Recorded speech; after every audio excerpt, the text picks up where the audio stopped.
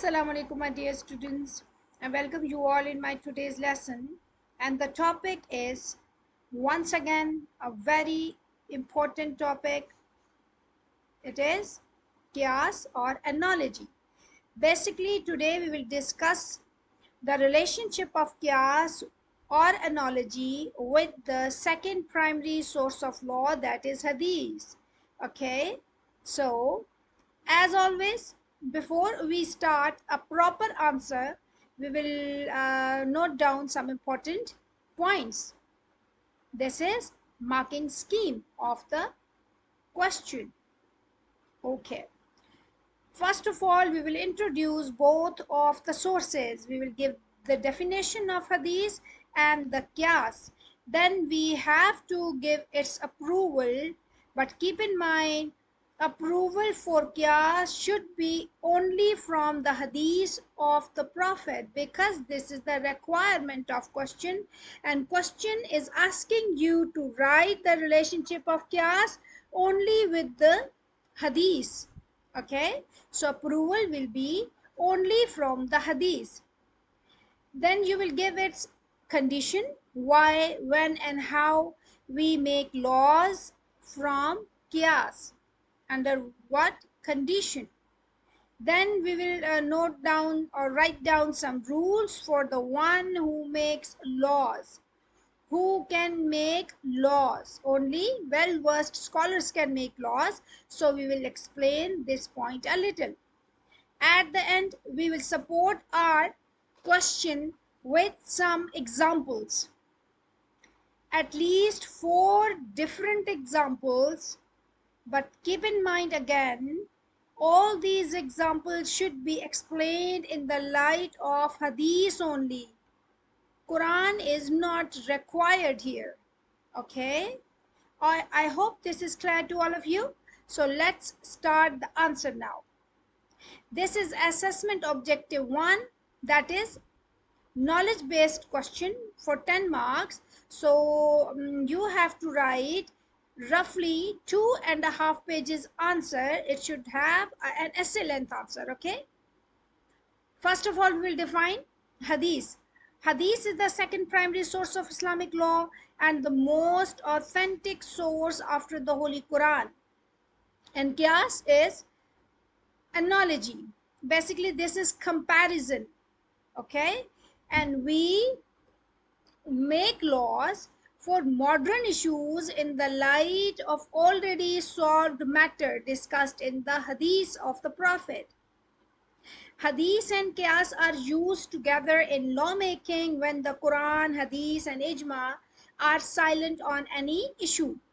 To make laws, it is important that the person should be a scholar of Islam and other modern sciences. It means only a well-versed scholars can make laws using hadith. Okay, now this is important to understand all the 4 elements of qiyas, and they are Fe'r, asl, illa or illat, and hukm.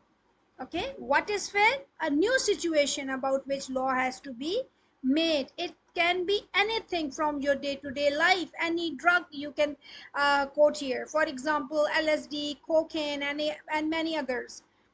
Asl is previously solved thing or previously solved issue. For example, you can write here wine as asl, or old example that is already discussed in hadith of the Prophet for lawmaking. Now illa or illat is basically common effect between both the Fe'r and asl. Basically, this is a linking cause. Okay, then at the end, hukam, this is the final decision or order or law that is made in the light of hadith using Fe'r and asl, and looking into the main and common cause that is common in both old situation and the new situation. Okay, qiyas means to compare a new issue with an already existing teaching, provided that both the new and old issues must have the same effect. Holy Prophet ﷺ himself approved the use of Qiyas and said, I decide those disputes with my own opinion which have not clearly been explained by the revelation. Okay? It means if you do not have anything explained in the hadith of the Prophet, so Holy Prophet ﷺ gave us his approval that we can use Qiyas to solve daily matters or modern issues. Okay? Qiyas can be used together in lawmaking in the following ways. Issues arose regarding opium and other drugs, whether they are allowed or not. No law was made clearly found in the Quran, Hadith, and Ijma that prohibits opium and other dangerous drugs, but a similar cause was found in Hadith. What is that? Let's see. Holy Prophet ﷺ said, every intoxicant is khamr and every intoxicant is haram. In the light of this verse, scholars can make new rulings. Wine, being an intoxicant, was declared haram in the Prophet's time. Regarding this matter, Sunnah of the Holy Prophet ﷺ guides us with the following report. He says, Holy Prophet ﷺ beat a drunk with palm leaf stalks and shoes. This is narrated in the Sahih book of Hadith, that is Sahih Bukhari. So the Holy Quran and Hadith together form the law for beating a drunk with lashes. Although the Holy Prophet ﷺ taught about the prohibition and punishments for the drunk, he did not fix the number of lashes as punishment. When Hazrat Abu Bakr asked Hazrat Ali about the punishment, he solved the matter using an analogy. He said, intoxication causes speaking nonsense that leads the drunk to falsely accuse others. So the punishment of the drunk should be similar to that of the defamer, which is 80 lashes. So Hazrat Ali took it as a linking cause. What was the linking cause? What was the common cause? That was speaking nonsense. So because of this common cause, it was decided if anybody drinks wine, so he should be branded with 80 lashes. The scholars finally compared opium with wine by saying that it also intoxicates, therefore it is haram too. Okay, so this is the new issue solved in the light of the previously solved issue, that was wine. Another example is, once a person asked from the Holy Prophet that his father would promise to perform Hajj, but he could not perform it because of his death. He died without performing it. So what should he do?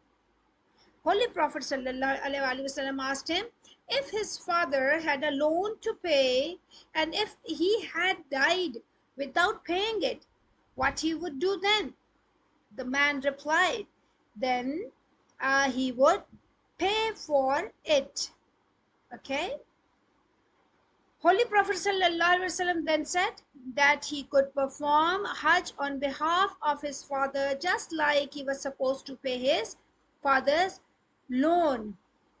Now what is the linking cause here? In this example, the Holy Prophet ﷺ compared the word Hajj with a loan. It means Holy Prophet sallallahu alaihi wasallam took the linking cause between both of these issues. Unperformed Hajj is just like unpaid loan.